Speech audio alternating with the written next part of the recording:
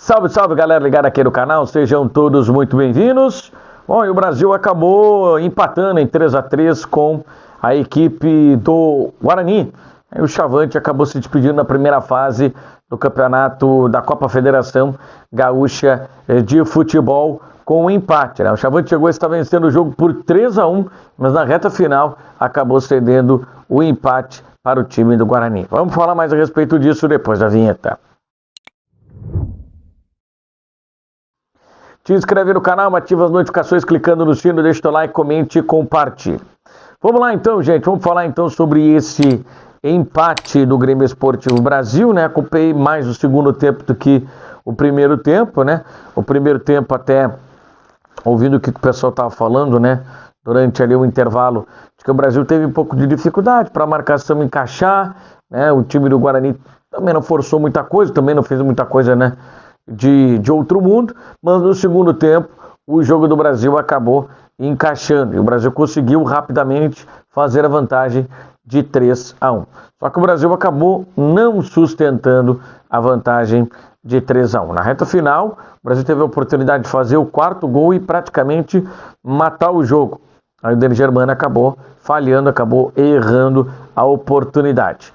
E aí depois, na reta final, no abafo, o time do Guarani foi à luta e conseguiu chegar ao gol de empate. Bom, aos dois gols, né, que empataram a partida, mas vamos analisar o segundo gol da equipe do Guarani, que sai de uma jogada ofensiva do Brasil. O Brasil perde a bola e logo na sequência o Guarani consegue encaixar um contragolpe, pega a defesa do Brasil extremamente mal posicionada e aí a equipe do Guarani aproveita o espaço vazio nas costas da defesa Chavante, aí o atacante do Guarani fica cara a cara com o Davi, e aí ele acaba só deslocando o goleiro Chavante e empurrando a bola para o fundo do gol.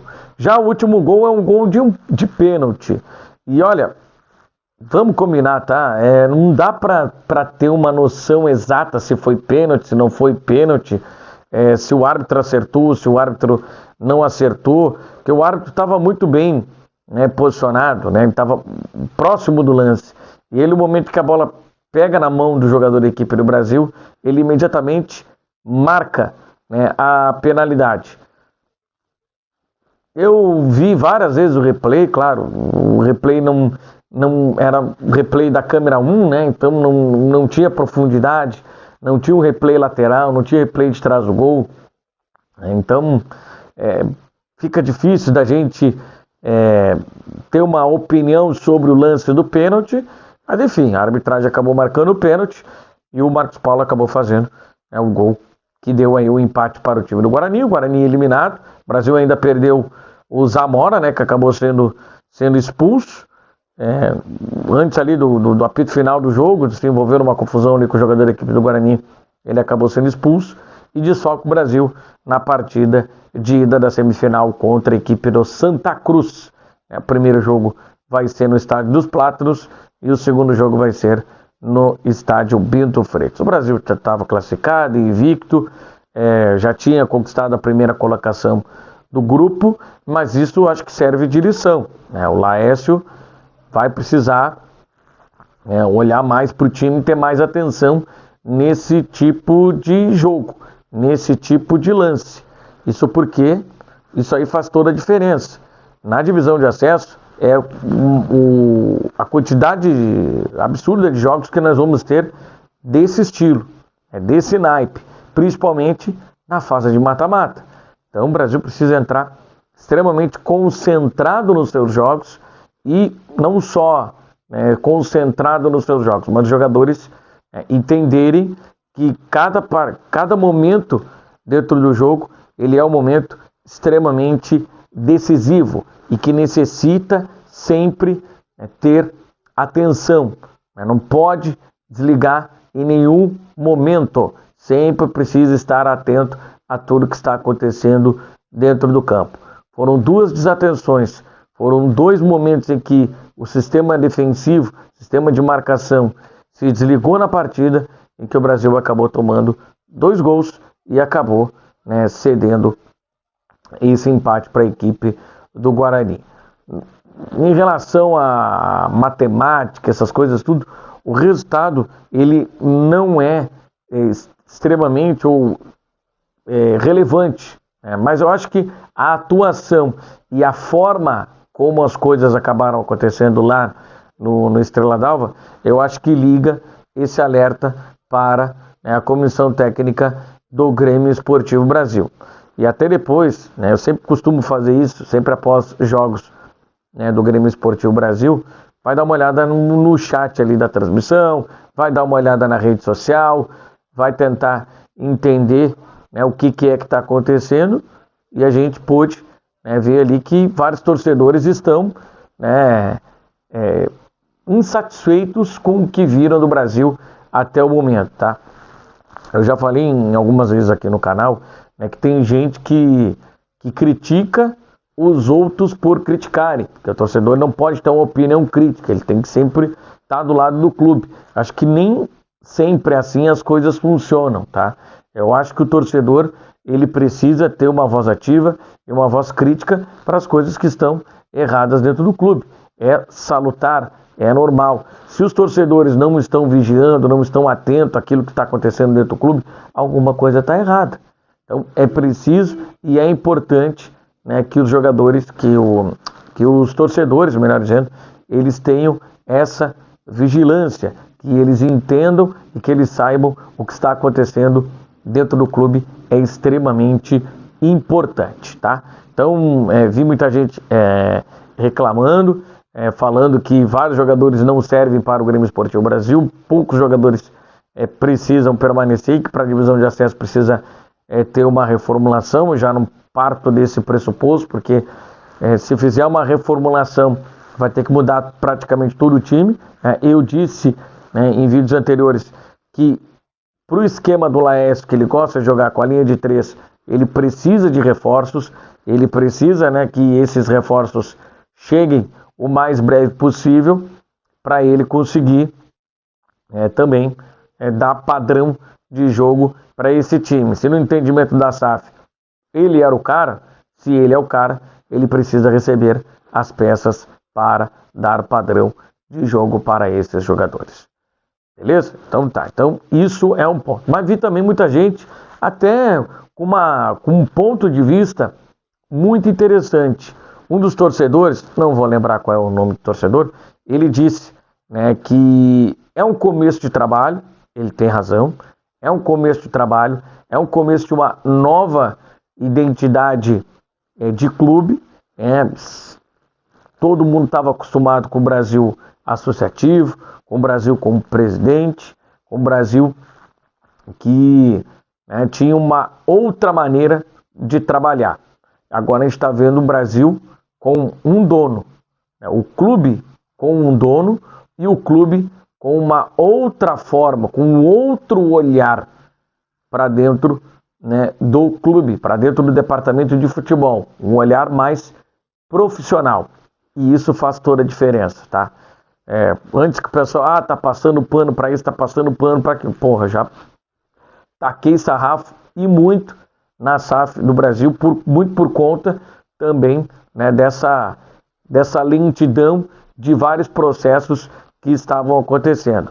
Mas nesse momento, eu concordo muito com esse torcedor que acabou colocando lá no chat da transmissão da TV Chavante, que o clube esteve muito próximo de fechar suas portas, né, por conta, né, desses problemas do passado, que viveram anos e anos assombrando o Brasil, e agora, em 2026, um clube centenário passa a ter uma gestão profissional, contratando profissionais para atuarem nas áreas específicas, profissional para atuar no departamento de futebol, profissional para atuar na área da diretoria, na área das finanças, enfim, trazendo profissionais para trabalhar nesse ramo, nessa estrutura, e eu acho isso extremamente salutar. E é importante a gente destacar isso, a gente salientar isso, que é praticamente o trabalho do zero. Então, aquilo que a gente viu anos e anos no Brasil, o Brasil fazer meio as coisas, e um perdão do termo, nas coxas, né? Fazer sem saber qual vai ser o resultado, fazer as coisas sem método. Hoje a gente vê a diretoria do Brasil trabalhando com método. E principalmente, né, você que está scrollando aí nas redes sociais, está scrollando no Instagram, está passando aqui pelo short, você já deve ter se deparado com um apelo forte, né, da Snickers, né, no marketing com o Brasil. Esse anúncio foi feito no Donos da Bola São Paulo, tá? Lá com o Neto. E agora vários influencers e jornalistas, né, que têm agora essa liberdade de fazer anúncios nas suas redes sociais, também, né, estão fazendo, né, o anúncio da Snickers como patrocinadora do Grêmio Esportivo Brasil. Então, a gente vê uma outra visão, né?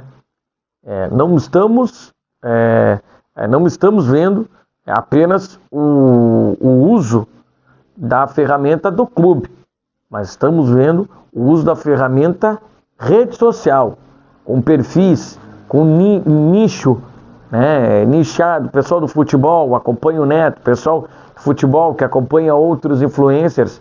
Esses caras estão também ajudando a aumentar ainda a visão que se tem sobre o Brasil, tá? Não a visão que se tem sobre o Brasil, a visibilidade, achei a palavra, a visibilidade do Grêmio Esportivo Brasil. Muita gente, claro, conhece o Brasil não é um clube desconhecido no país, pelo contrário, ele é um clube muito conhecido no país justamente por conta da sua torcida e também pela recente passagem na Série B do Campeonato Brasileiro, onde foram 6 temporadas. Então isso faz com que todo mundo tenha conhecimento do Brasil. Quando o Brasil despencou, muita gente ficou extremamente preocupada com essa queda vertiginosa que o Brasil teve das suas divisões. E agora a gente vê, né, o Chavante se reestruturando e de uma maneira profissional. E eu acho que isso que é o mais importante. Vai ter acerto, vai ter erros, mas vai ser tudo trabalhado de forma profissional, não vai ter absolutamente nada feita nas coxas, e a gente vê, né, que a comunicação no Brasil passa a funcionar. É claro que o Brasil lançou, horas antes do jogo ali, a lista de relacionados, mas já é um excelente avanço, tá? Já é um excelente avanço. E não é para nós, imprensa, que o Brasil está informando quem está relacionado, que a gente dá um jeito e acaba descobrindo os jogadores relacionados. Mas criou-se, né, no Brasil recentemente, e muito pela persona do Rogério Zimmermann, de que soltar a lista de relacionados era dar armas para o adversário. Gente, a gente está em 2026. Hoje, os jogos do Brasil na Série D do Campeonato Brasileiro, todos eles foram transmitidos. Os jogos do Brasil na Copinha, todos eles foram transmitidos. Então, você tem banco de dados, você tem informações, né, sobre características dos jogadores. A partir disso, o analista de desempenho do time adversário vai fazer uma leitura daquilo que é possível, previsível, e não daquilo que pode acontecer, tá? Porque o futebol, ele é, né, uma caixinha de surpresa, mas claro que todo mundo está estudando todo mundo. O Brasil tem analista de desempenho. O analista de desempenho do Brasil sabe as características do adversário, tá? Então não é por conta de uma simples lista de relacionados que vai se saber o que o clube está se trabalhando. Então, parabéns aí ao clube que está cada vez mais sendo transparente, divulgando mais informações, e agora eu acho que o próximo passo é a lista, né, do departamento médico, que eu acho que é extremamente importante. Não precisa estabelecer prazo na hora ali que está fazendo o boletim do departamento médico.